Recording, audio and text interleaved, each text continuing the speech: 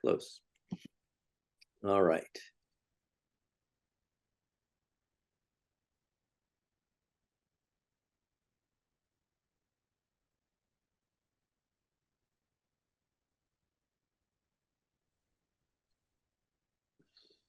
So, hi, I don't mind saying that I'm nervous trying to teach this.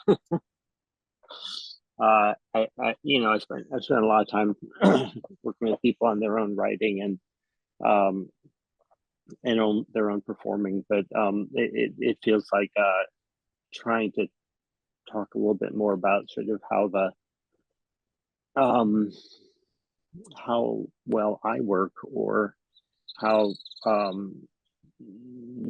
these magical things happen between human beings in the theater feels daunting. Yeah, I've been pacing around my backyard, um, trying to feel like, okay, because we've prepared some stuff, so but still. Yes. Well, I guess we are assembled. I think there may be a couple more folks who come in.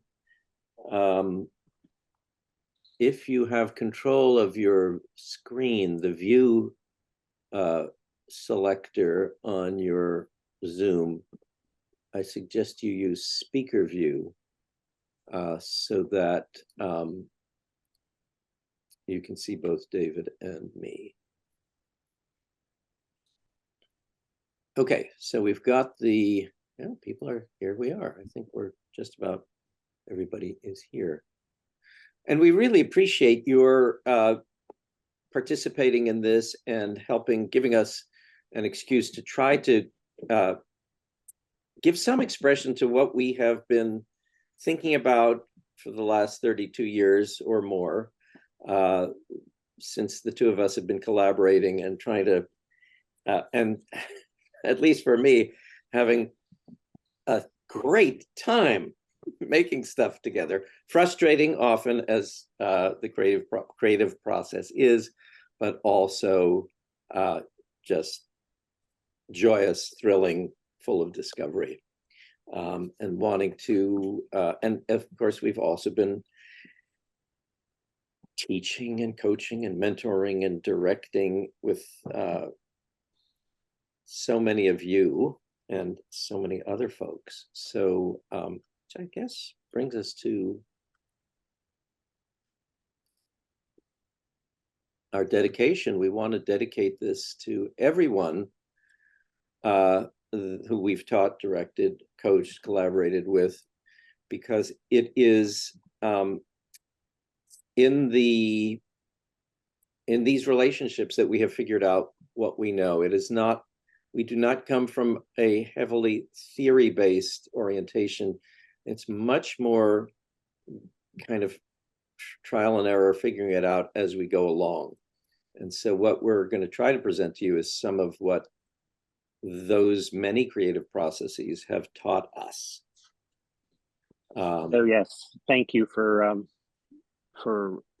teaching us along the way and continuing to. I feel continuing to teach, because I learn every day from the folks I work with. I also want to just acknowledge somebody who has been really helped me understand or give some language to what we do, and that's Kenny Yun, who many of you know.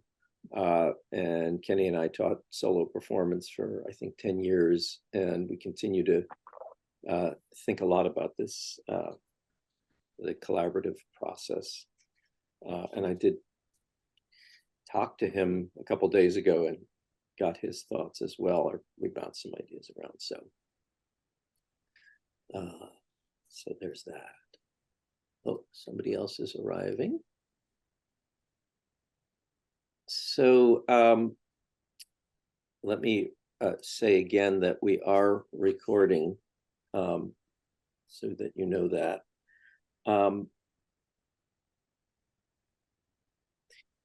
There are a couple we realize there are people who have different who are looking for different things from this webinar, and we will try to be responsive both to people who are just trying to figure out how to give better feedback and how to receive feedback, as well as to those who are more wanting to engage in more ongoing, intense collaborations over time.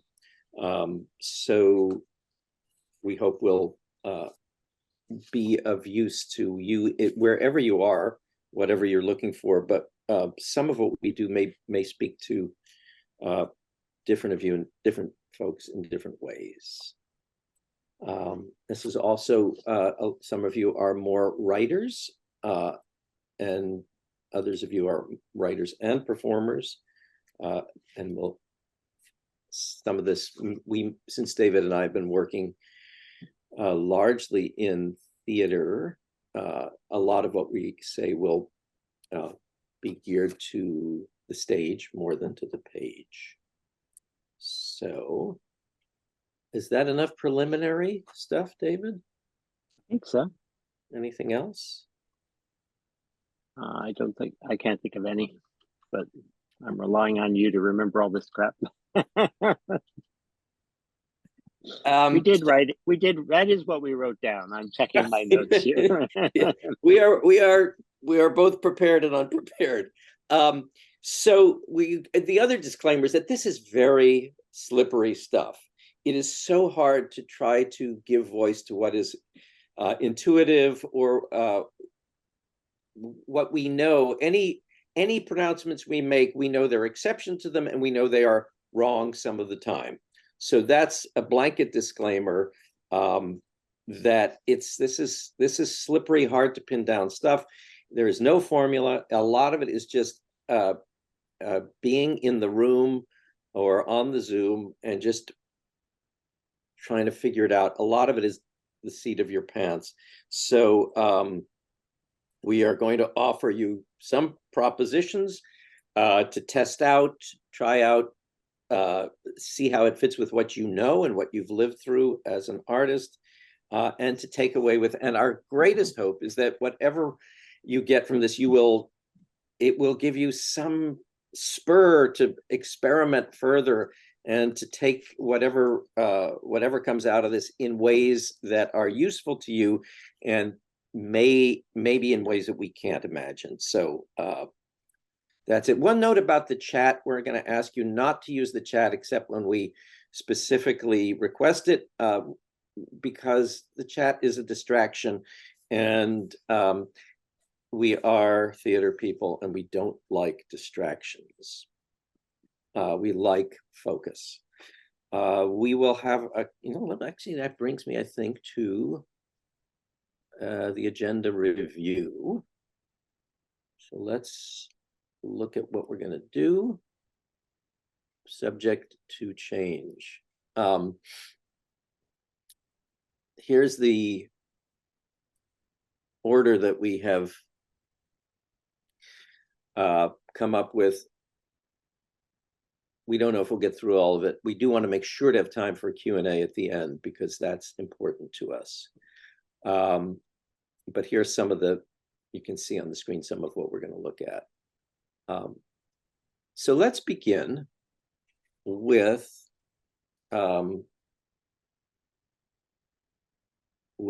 trust. And so take out whatever you have to write with, and just make a quick list of people from whom you've received artistic feedback. And it can be anybody: friends, teachers, coaches, directors. Quick list.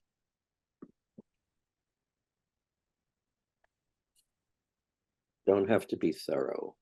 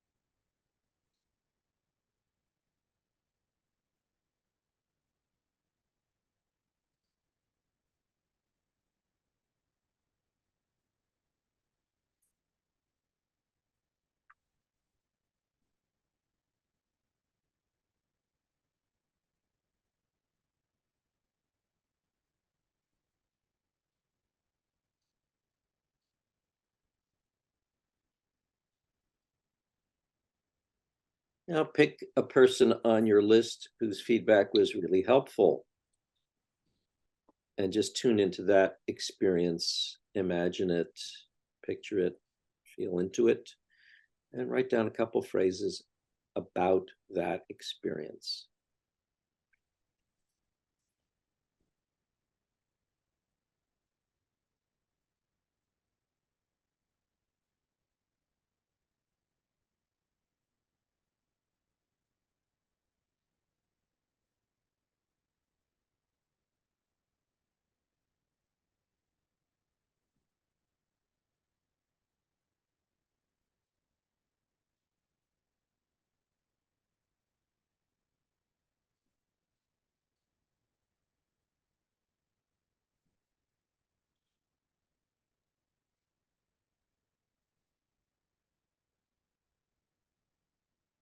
Now pick one person on your list whose feedback was bad, unhelpful, counterproductive, and jot down a couple phrases about that experience.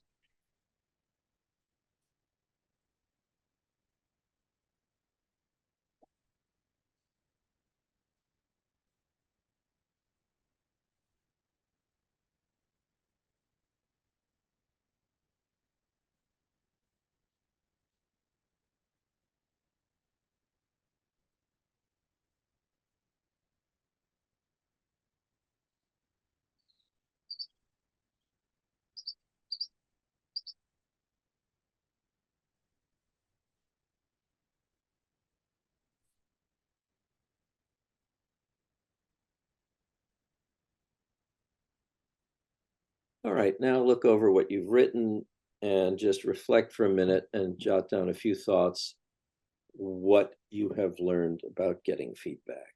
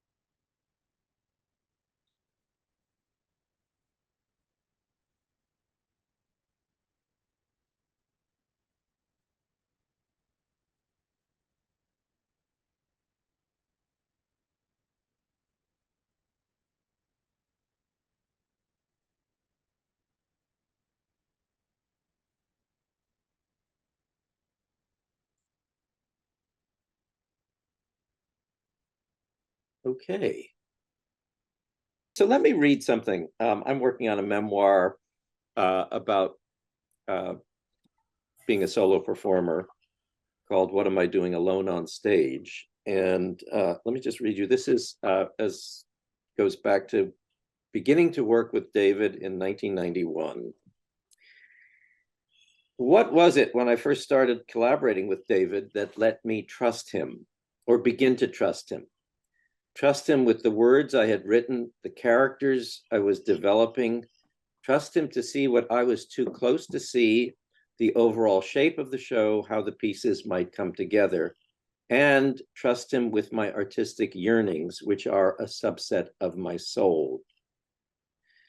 I could start with all the things David could have said or done that would have signaled to me that he was not to be trusted. Crass or shallow comments, scathing egotistical critiques, simply not paying good attention or being distracted when I read him my work. Or I could talk about the quality of his attention and listening, still, focused, patient, alert, tuned in. But these are all adjectives, and to collaborate is a verb. What am I stumbling toward here?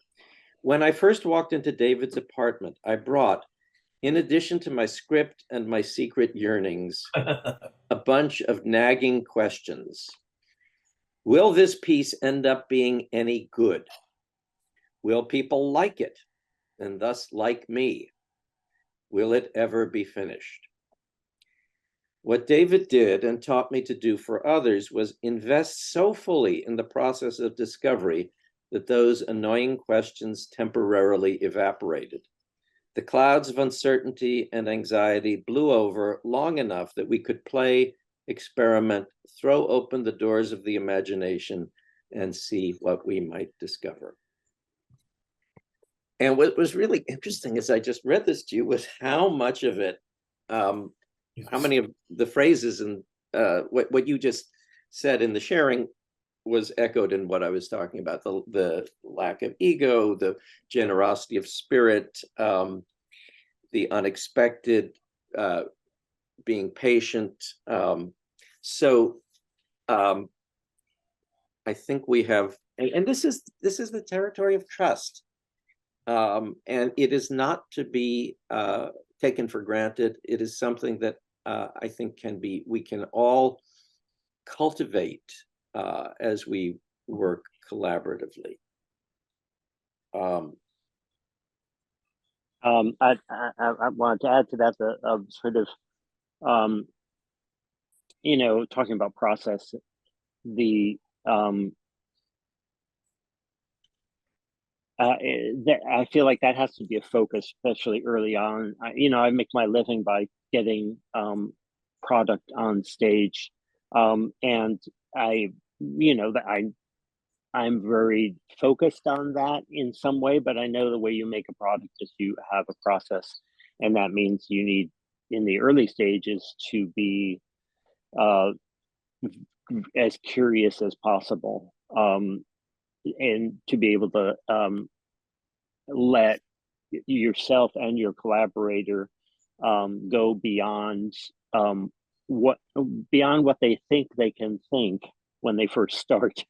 So to be able to question or open doors. I often think about it in those terms. It's like people or present something and they're walking down the hall and they're going through certain doors, and some doors that they miss. And it feels like early in the process, the job is to try to open every door or almost every door. You can't get to all of them, but to open all the ones that your gut or your collaborator's gut tells you have to be opened. And then later in the process, you can start being analytical and ruthless and things like that. Or I don't even think about the audience initially. It feels like in the first stages of process, the audience is not in the picture. They start coming in the picture about midway in the process, where you start what you've got to some extent, and then you really start thinking about what a room full of strangers need in order to be able to have that same experience with you. I think that's also true of writers. If you're just writing for the page, is to try to postpone worrying about readers and to explore as freely. I mean, one of the things I'll tell people is when it's like there's this: will it be any good? Will anybody like it? Is this going to work? I will sometimes suggest that the writer or the performer put on their calendar write a note a month from now to revisit that question, and to take a month of absolute freedom, or 2 months, or whatever the interval is that makes sense, so that you're not feeling defensive as you create. Here is a proposition: artistic yearnings and efforts are fragile and worthy of respect. When giving feedback, act accordingly. And this is, it seems obvious, but I think we've all had experiences where our fragile early efforts, even from people we love. My friend Jim Rosenau and I, who years ago we wrote comedy for a radio show, a local radio show, and he was one of the fastest, most brilliant comic minds, and I still love creating with him, but I know if I am coming with some idea for a play or even a short piece of something, never, never to show it to him before it's really well developed. He will strangle it with his computer. So, and I think learning how to deploy the different people in your life at different stages of your work and who to trust when. I mean, trust it's not simple. There are different people to trust at different stages.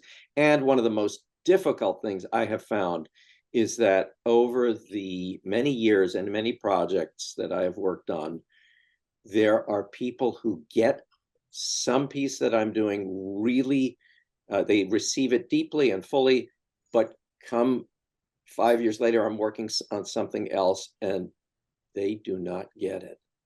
And this is really hard, but you have to protect yourself and the work. It's one thing that I've admired about Charlie as an artist. You've always given a lot of energy to developing relationships with collaborators, and your collaborators, as you say, they all contribute in different ways. But it feels like when you're thinking about the work of a writer, part of that work, part of the time you have to devote is in developing those relationships. And that is worthwhile time, and it counts as writing time. Mm-hmm. Yes.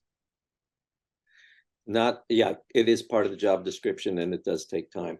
The other thing that I think we have to talk about when we talk about trust is talk about race and class and gender and all the other gradients of power, because that will affect, certainly in the beginning stages, how we feel our work is heard and received. And it's these are dynamics not to be ignored. I think David and I are both feel very lucky that we have, as straight white men, had the chance to work across many differences and to be trusted. But it's these are not simple issues, and they're being explored in some really interesting ways right now. And I think we could spend a whole. There need to be conversations about this, and there are, those conversations are happening. So just want to acknowledge that at the top. I feel tremendous gratitude for all the different people I've worked with who might, and some are on another side of a line that the culture says is a critical division in our society, and sometimes people are on opposite sides of a line that doesn't get that much attention, but actually can be equally sort of complex and so I feel like enormous gratitude that I've had a chance to have a career working with many different kinds of people. So, and that people have trusted me. I am ashamed in some way that I can't. That I feel like so unworthy in a lot of ways. So and I'm sure also, my therapist would have things to say about that too. But I think also that as relationships evolve, there is work to be done on this area. I mean, it's really interesting. I've been working with Kenny Yuen for a long time, and in the last couple of years, he's begun working on stuff about anti-Asian violence, and it's incredibly powerful stuff. And he has challenged me directly. I mean, we have had to negotiate this artistic partnership that's been going on, kind of renegotiate our agreements, and kind of he's confronted me on some stuff, and it's been difficult and really worthwhile. And I think I think this is it's never finished, that work. So having established trust, let's now move on to what it is walking into the room or the Zoom room or whatever mode of collaboration or feedback giving. What is it that and David and I are different on this. What is it that we walk into? You've talked about dread. Do you want to say a few words about dread? Just that I experience it pretty much every time I go to work. Just I think part of it is that I grew up as a very sort of analytical person. My chemist father, who I admired when I was young, definitely taught me that way. And when I started working in the arts, something very different had to happen, because every time I prepared anything, that usually was the worst work I did. Um, and to train myself to just show up in rehearsal um, was difficult, and it continues to be just a source of dread, just showing up open. And it's, I know it's what has to happen. It just sounds, it sounds scary. It sounds, I can beat myself up feeling like I'm being lazy. And, at the same time, I feel like, no, that is what people need, is for me to be able to come in and respond in the moment, and not bring an agenda in. Mm. Yeah, David, you come in with dread. I come in with blessings that I say.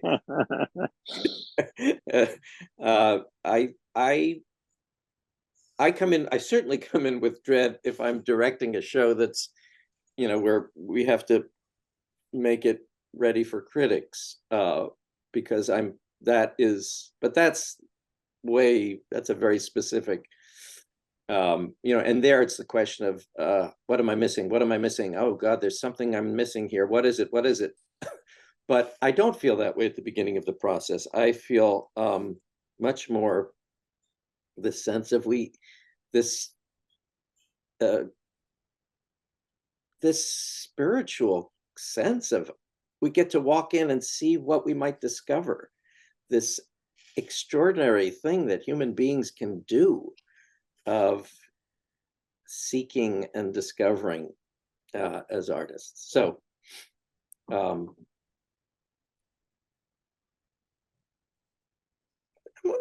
let's put this one up on the screen, and maybe that we can speak from there.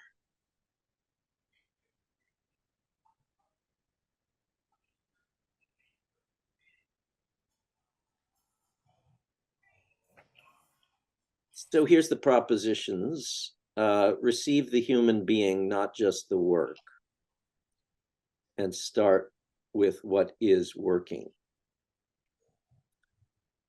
You want to say a little bit about this, David? Um,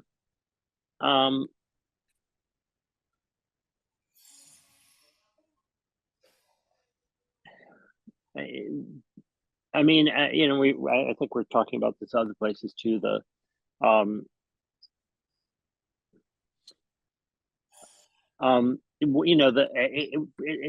first statement that we put up there, about this is, this is a special thing that's happening, and the artistic process is fragile, and the person is initiating that process is very, very vulnerable. So it's like it's like a loving relationship where it's going to work a whole lot better if you assume good intentions. Um, uh, and one of the ways to do that is to try to feel for um, wherever there's a tiny bit of magic happening, and feel for what's how the best in that person is showing up in what they're presenting, and then to try to work outward from that, which also includes kind of trying to understand why certain flashes of the best show up where they do, and what might be preventing those kind of moments of inspiration from showing up in other places, which might be bogged down by, say, expectations of what the writer might think an audience needs, or a writer might think. Um, we spend a lot of time. I spend a tremendous amount of time trying to unteach what our educational system is taught about writing. So to be able to look at something, and you're going to notice there are places where things are not working, and to assume that right now the person who's creating this work is uh, failing artistically, and by that I mean hasn't figured out how to make something work yet, rather than say maybe that they're failing morally, or failing in other ways that are more personal failings. Um, the words self-indulgent are words that get batted around and around solo performance particularly, but they're all kinds of writing. And every time I I experience something that I might call self-indulgent, it is almost entirely because the person writing isn't confident that what they are trying to communicate is coming across, so they hammer it too hard. And again, that's a failing of uh, um, an aesthetic failing that that can be fixed. That they haven't, again, quite met the challenge of trusting that what they want to say, or the emotion that they want to evoke, has been evoked in simpler and more direct ways. So I hope that's clear. Yeah, I was working just sometime in the last week, I think, with a writer who's doing an autobiographical novel based on his time as a soldier in Vietnam. And so he's reading me the beginning of a chapter. And so I'm listening, and it's really strong, precise writing. It's a scene where there's a few GIs talking, and one of them is a medic, and there's this kind of banter, and it's funny, and it's well done. And then it's something like the next section is boom, there was an explosion. And so then there is this, after that, there is this horrendous moment where people have been killed and wounded, and the medic is going around. And I'm taking this in, and the medic is speaking to each. He's, the ones he can save, he's speaking to them, and he's saying, you're going to make it. Again, really strong writing. And I'm crying because I'm moved. And so there's this, I have two things happening for me. One is I'm taking this in as a human being and remembering that this war happened during my life, when I was, I was a kid, but it happened. This is mine, and he is bearing witness, and people were killed, and he's trying to give this some expression. And so the first thing that I felt compelled to do is to say, first I said, give me a minute. I need to just absorb this, and then thank him for bearing witness. And to be a human being before I launch into any critique. Now, part of what I noticed as I was hearing this was this line, boom, there was an explosion, is just bad writing. It's not good.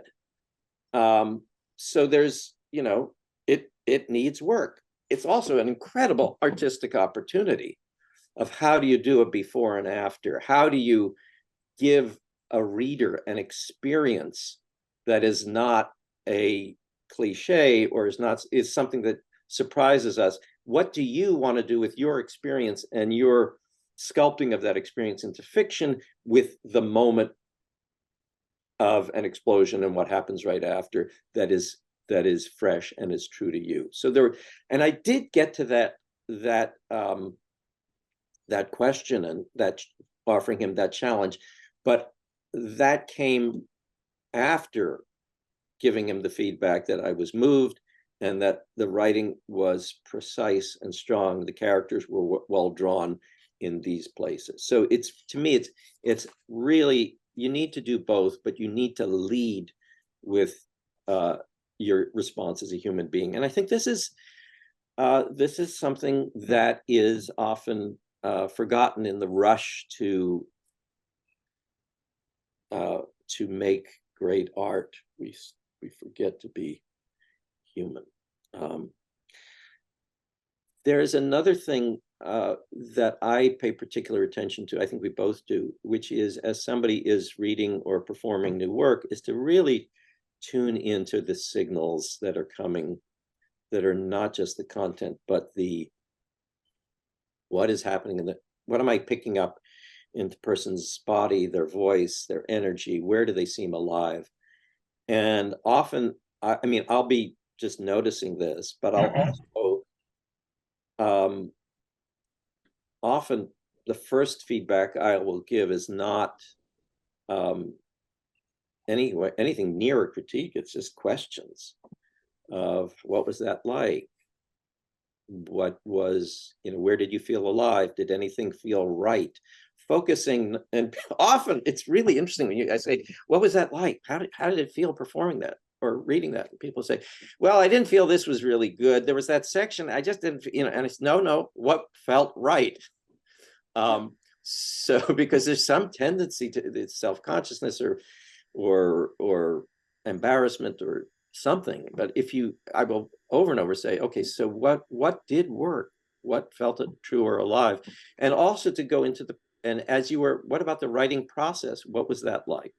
There's a lot of information in there to be gained. So those are a few thoughts about that.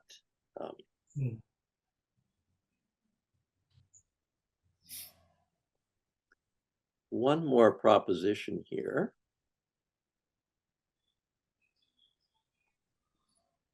Envy.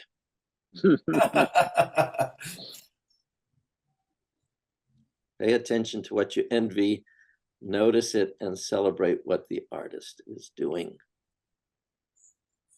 You've talked a bunch about this, David. You want to say something about envy? Yeah, I feel like envy is the highest form of flattery. And it's an interesting moment. I was working I was working with Marga Gomez early on in her solo work, and she did a workshop, one of these things where everybody's doing about 20 minutes, and I think it was sponsored by Brava. Anyways, she was the last person on as kind of the headliner, and the audience was asked to give feedback for each of the performers, and the audience gave very generous feedback to all the first three performers, and then Marga, who was by far the strongest writer and performer on the stage, got the harshest criticism of anybody in the evening. Um, and there's that led me to try to understand, well, why is that happening? Marga, especially back then, was very fragile around writing, and uh, did not grow up in a situation where um, anybody was telling her she could do this. So that kind of feedback was really hard. And it's interesting to notice that part of why she was getting that feedback is because it was stronger. There was more to respond to. Um, part, I think part of what was going on is that when people see something good, they want to feel like they have that they get to be part of it in some way, so that they want to be able to say the one piece of criticism which is going to make that good thing great, and then they get to say, well, I made that comment. you know and even if they're never going to see it again, there's still that this like desire to own a piece of it when experiencing something good. And as a director, I experience that often, where I'm envious. I want a piece of this. And for me, a lot of times my ambition for a piece will be engaged, um, and then it's kind of, sometimes it's really helpful to actually admit to that, to say this piece makes me ambitious, because again, that is a high form of flattery. But it's not just flattery, it's just something you're really experiencing. I'm not going to say that if it's not something I'm experiencing. Um, so, yeah, and there are times when somebody will read something and it's like, the first time I hear it, I just think this is perfect. And I don't have much to say. And to try not to, as a director, to try not to feel like I'm useless. Um, so I better say something, because otherwise, the word. I mean, just these words, or these labels we give ourselves in the theater, like director, means it doesn't necessarily mean you have to do anything. Sometimes you have to shut up.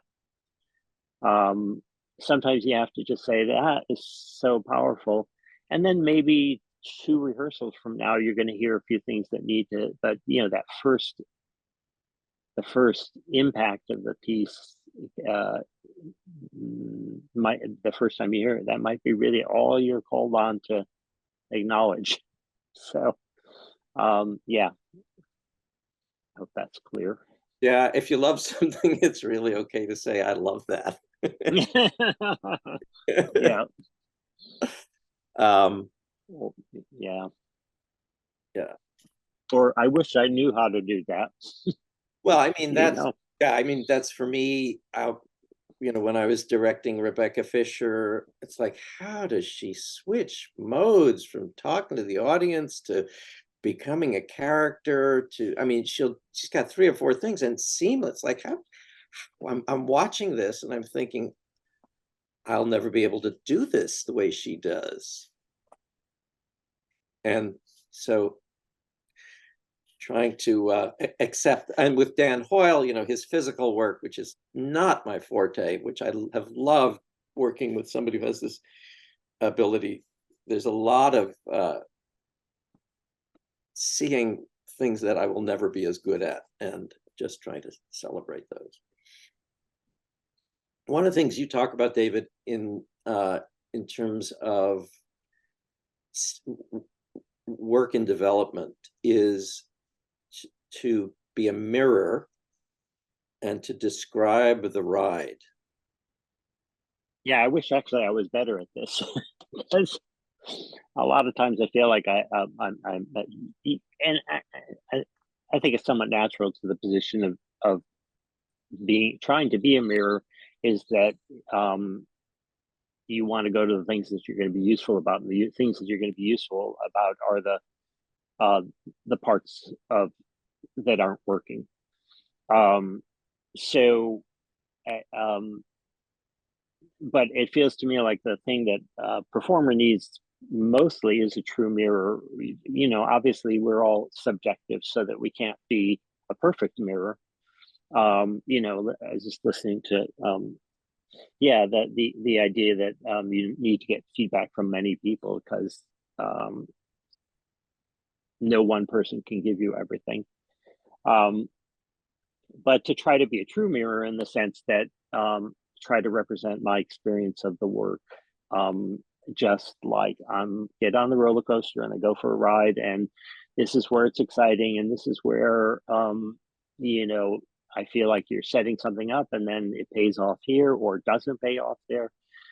um, and to try to be as honest about that moment to moment as you can be, and which is the opposite of what, again, what we're taught in schools about writing.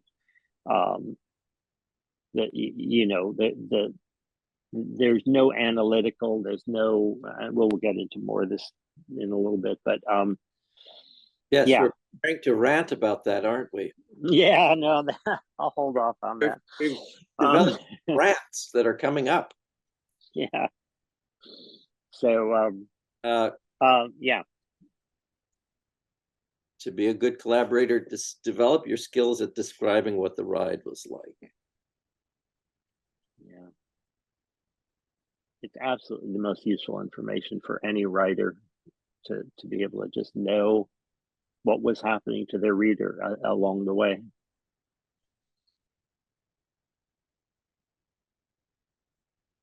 And I think this applies. I mean, I think it applies both to stage and to written work. Is you're creating an experience, and as if you're the collaborator, you're the first or one of the first people who is having that experience, and to try to treat it as an experience rather than a thing, and also to acknowledge that your experience is one of many possible experiences that a reader or audience member could have. Um, so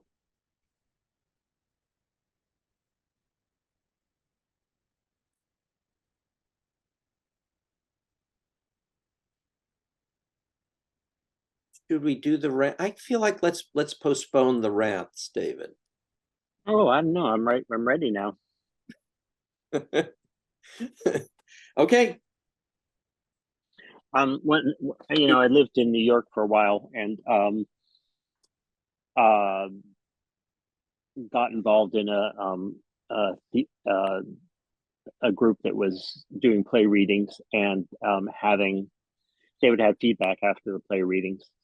I was writing plays at the time, and the it was there were probably maybe 25, 30 people who would show up and sit in the theater and listen to the reading. And it was all people who, a lot of them were playwrights. They were there to try to get their work heard and seen, but also to, you know, try to create a community, an artistic home for themselves.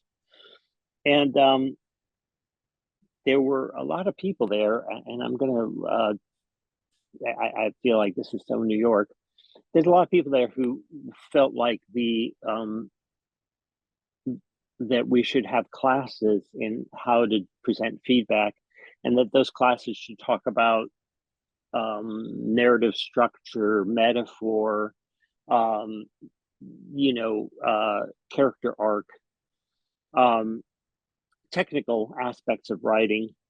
And it's the kind of thing that does get taught in high school and college, as a way to understand writing. And these things are not without some use.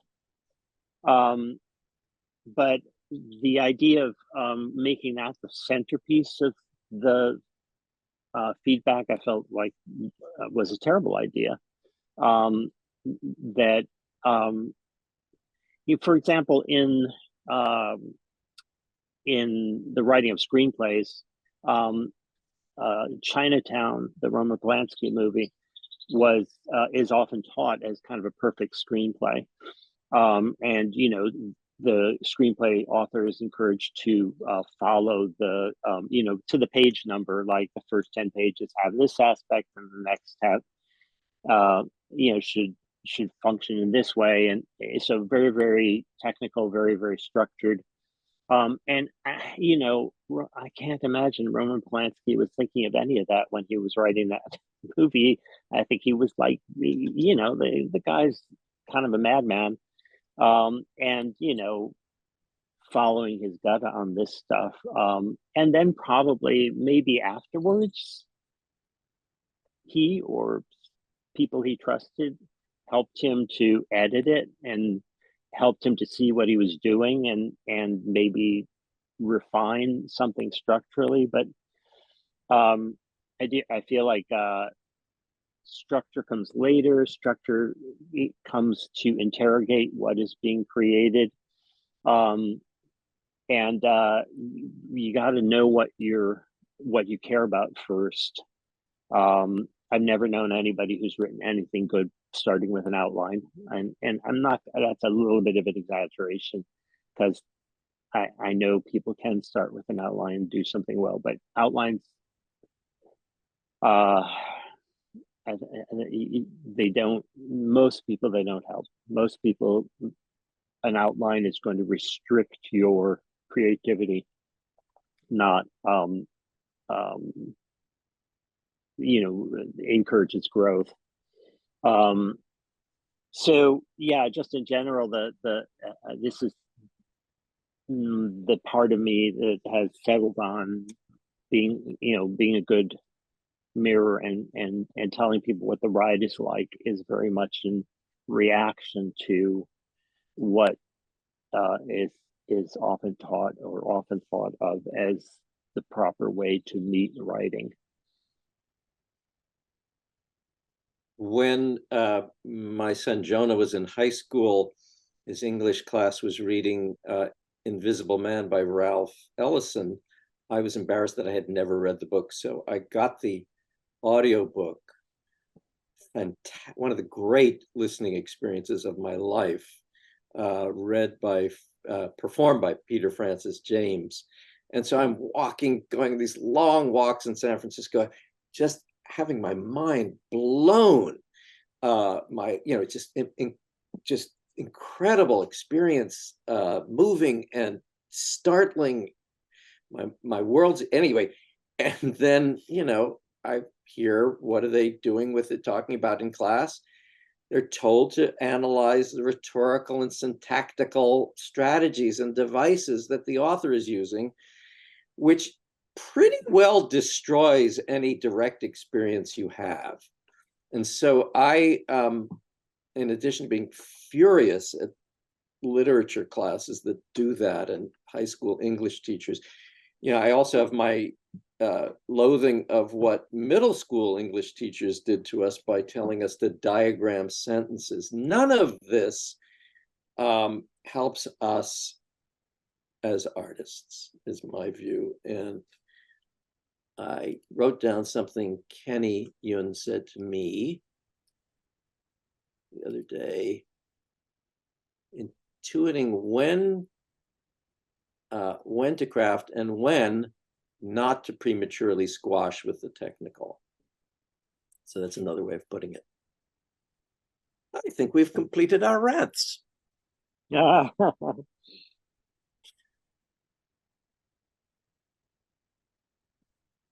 Let me just add one more proposition that I meant to put up right before, also about the ride.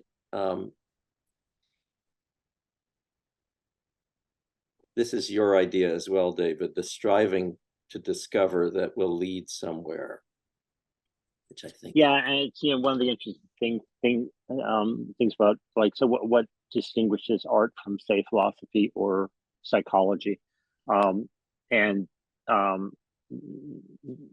the interesting thing about art is that we're not so interested in getting answers, and we're much more interested in what the process of trying to find answers looks like.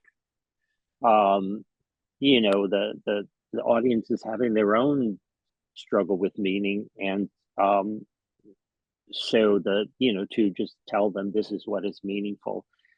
You may or may not get a very strong response from that, but if you can tell them what it's like to be seeking meaning, and to give one or a couple people's journey towards finding that, um, it feels like it's so from the point of view of giving feedback, to um, to dig into the process of discovery and put that in the foreground, rather than putting answers in the foreground, I think it's often a very powerful way to help a piece um, grow and get more specific. You know.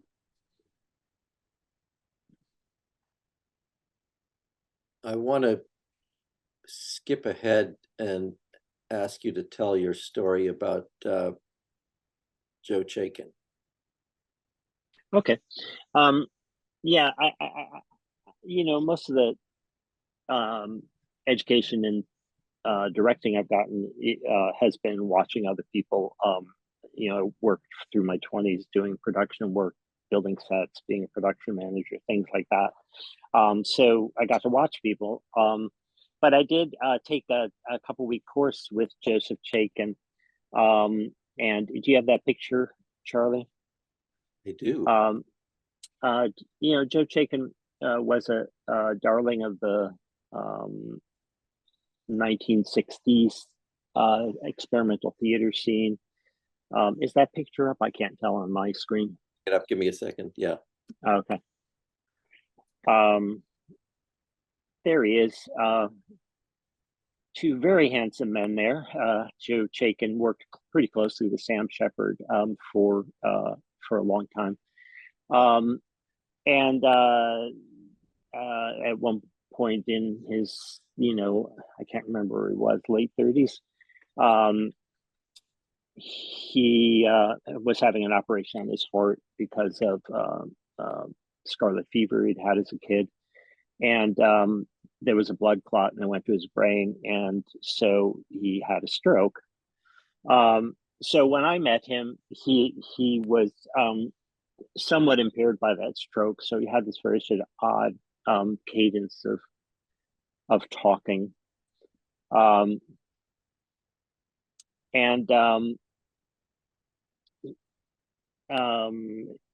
during the course of this, couple of weeks, he did some lecturing about directing, and then he wanted us to direct a scene at the end of the 2 weeks. So I did it. Actually, I ended up doing two scenes from a translation by Medea that he had suggested, and the woman who later was become my wife was playing Medea, and he watched the scenes. I could tell he liked it. I could tell he liked it better than some of the other scenes he had watched, for which I felt good, of course. But then I just thought, I don't. That's not enough. That's not enough for. I want more than that. So I asked him, "What would you do next?"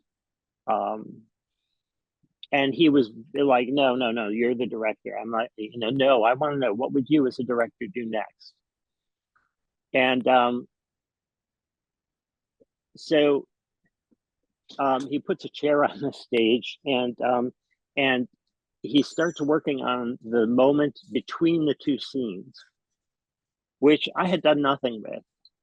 I had a scene and another scene. It's like, whatever. People leave, they come back on. And he starts working on that moment with the actor playing Medea, and he stands on stage with her, and kind of says, Medea, heart like a bomb, like a bomb, but control. And then he kind of gestures towards the chair. And I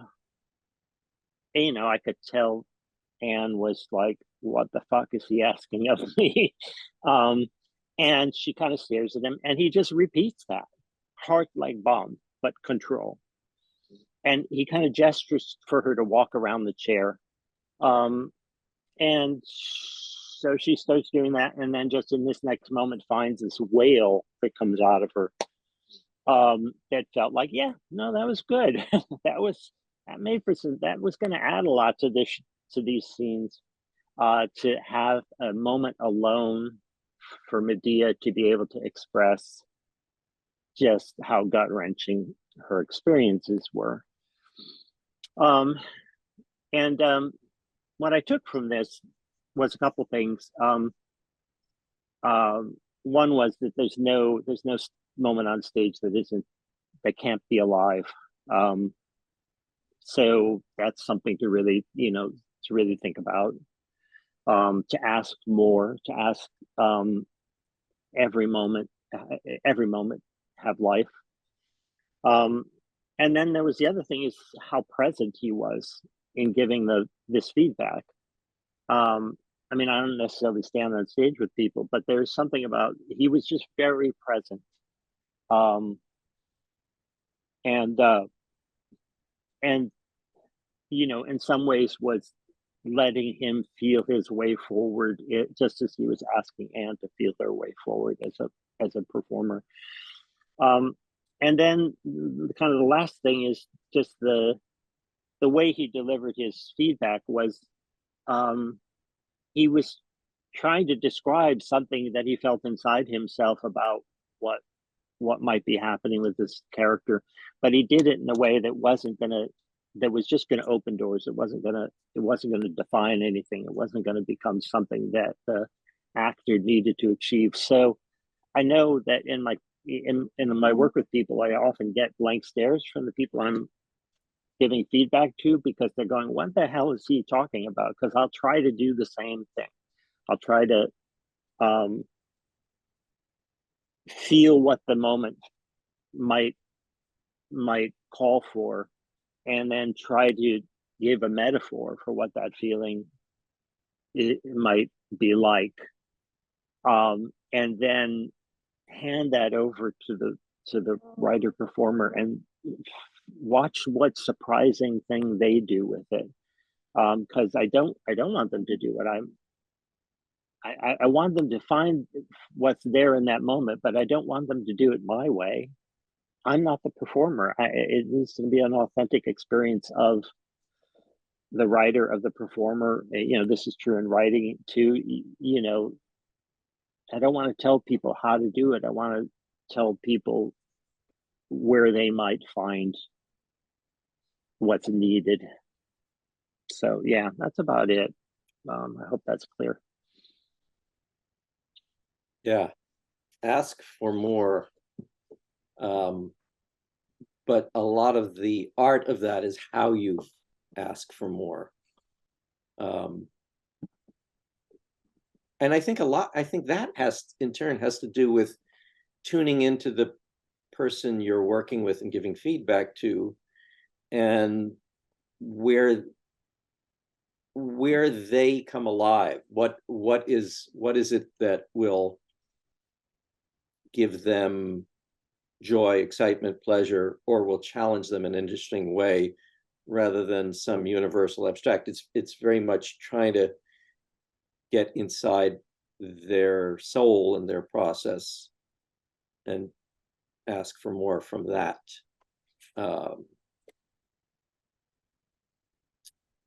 And a proposition here that we came up with is, what is not yet working holds an opportunity for the artist to grow. And this, I mean, this is one that took me a while, and I think I'm still trying to understand how to implement. When you hit some block in the work and something isn't working, there's often a tendency to either freeze or try to come up with some quick fix. And time, if you don't have an opening date for the show, if you have some luxury of time to say, whoa, I don't know how to do this yet as a performer, or the person I'm working with doesn't yet know how to do this as a writer or performer. What an amazing opportunity. We don't know whether we're going to get there, but let's see, can I push this person to grow in their ability to write character, or their ability to sink into a moment? Is there something more? And a story that comes to mind is I was working with Roz Leiser on her memoir about her mother and the death of her mother, which causes her to review her entire mother's life and their relationship. And her mother was an escapee from Vienna. She was a Jew who got out in time from the escaped the Nazis. And there was kind of a hole in this piece, that it was an incredible memoir, but there was something missing. And I'm, kind of trying to figure out what is it I want, not figuring it. And then suddenly I asked her, what about writing the life your mother might have had if she had been able to stay in Vienna and there had been no Holocaust? And so that meant that she had to imagine a different mother, in a way, who had not wrought the kind of psychological, emotional damage on Roz that her very wounded mother had. And so it opened up two things. One, a larger view of this character, her mother, and two, a kind of writing that she hadn't done before. So there was this opportunity for growth. It's a very, this is one of the things that just feels like, oh, how did I try to think, well, how did I come up with that? And I have no idea. It's just sort of muddling around and waiting until something comes, when there's something that you sense is missing or isn't working. And then, but it was a great opportunity there. All right. Yeah, I think just to amplify that, so much of what audiences or readers are getting out of an experience of writing is just to feel what life is like. And one of the things that life feels like is that we make choices, and something else could have happened, or other people could have made choices differently, or fate might have taken us down another path.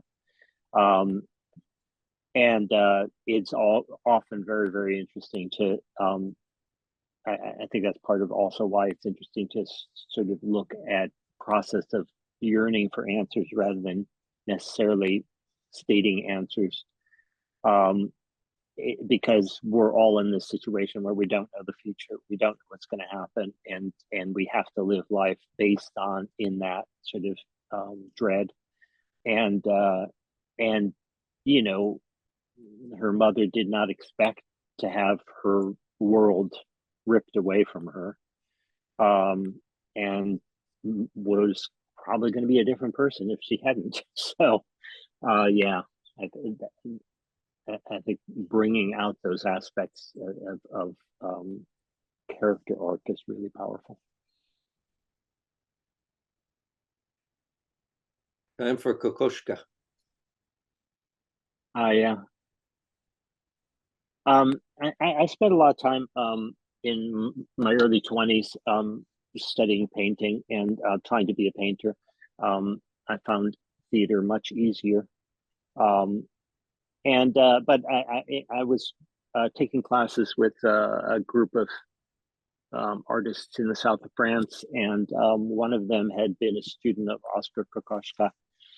Kokoschka he kind of started in with the German expressionists early on. He was kind of a nut.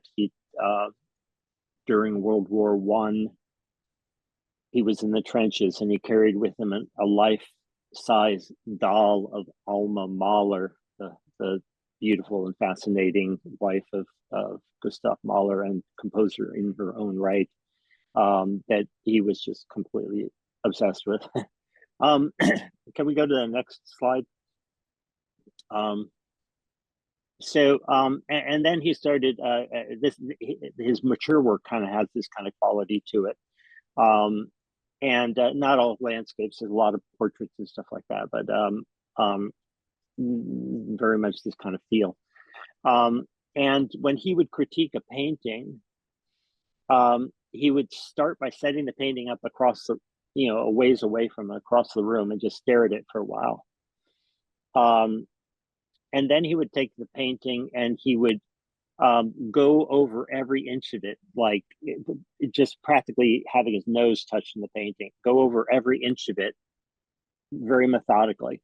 And then he would point to parts of the painting and say that, or this over here. And he might point at 2 or 3 parts of the painting. And then he would say, make everything as good as those parts.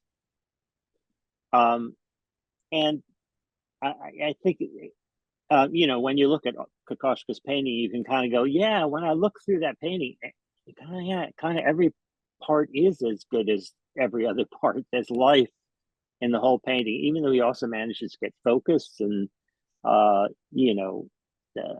those other good qualities of painting, landscape painting particularly. I think in terms of a way of giving feedback, obviously he's looking at the whole first and trying to embrace the whole and look for, is there anything that's not sort of fitting into that whole? But then looking at it very, very closely and trying to understand how each little fragment of the painting is serving that whole. And being able to notice the parts of the painting that are in the greatest service, that have the most life in them, that are the most sort of vibrantly in relationship to other parts of the painting, and to say that's the standard you're trying to meet. You're trying to meet the standard of your most inspired achievements. And I think it's an interesting way to just think about being an artist, because it's on one hand maddening, because everything we make, some parts of it are better than other parts, or some parts of it are just more, the climax of a story often is just a lot more alive. And to try to figure out, like, what does it mean to try to make something that's setting up that climax have its own life, and to try to say that every moment in time, which is what we get as with writing, the canvas is stretched out over time, that every moment in time should have as much life as every other moment. And again, in some ways that's maddening. It's something to strive for, but is unattainable ultimately. But it's also a really interesting piece of feedback, because he's basically saying, you've already done it. Look at these places. You've already done it. Just keep doing it. Just keep going for that. Keep striving for that. It's in you already. And I think that's the part of the feedback that is hugely generous. So, it's a little bit, it relates to me and to the Joseph Chaikin feedback too, where you're trying to give somebody, you're trying to say this is in you, and strive to be the best you can with it, and know you're going to not quite achieve ever what you're trying to achieve with it, but it is within you. You don't have to be somebody else. You don't have to become somebody else. You bring out the best of yourself. That's what we're here for. And so, as David and I try to put together these 2 ideas, here's what we come up with. The 2 fundamental principles to hold intention are honor the risk and the courage to try, and ask for more. So those are 2 principles to try to balance. briefly, there is an art to being stupid. And part of giving feedback is feeling stupid a certain percentage of the time, or feeling empty, or feeling like you don't have something to say, or you don't know how to fix a problem, or anything where you're at a loss. So what we propose here is to embrace the certainty of failure and let anxiety be your friend, to forget all the answers that you think you have. And also, in your own work and with other people's work, what worked in the last scene or the last show or the last book may not work this time. And trying to walk into the terrifying unknown with openness, and knowing that you will feel stupid, but it, like all, as the Buddhists teach us, even feeling stupid is impermanent. Although for some of us, maybe it should be permanent. I'm thinking of a particular former president. We have more to say, but I think we should do some questions. Let's do this. Just get this out of the way, and then have time for some questions. Just so you know what we're up to. Here's what we're up to. David's doing classes, all starting this week, solo performance classes. One of them is full, but if you're interested, here's the info. I've got a free Wednesday morning creative writing class, just a place to have an appointment with yourself to write. Some of you come to that. It's a lot of fun. It's called Get Up and Write. And then I'm also doing one-on-one coaching for writers and performers, mentoring. So just email us and we can let you know more about that.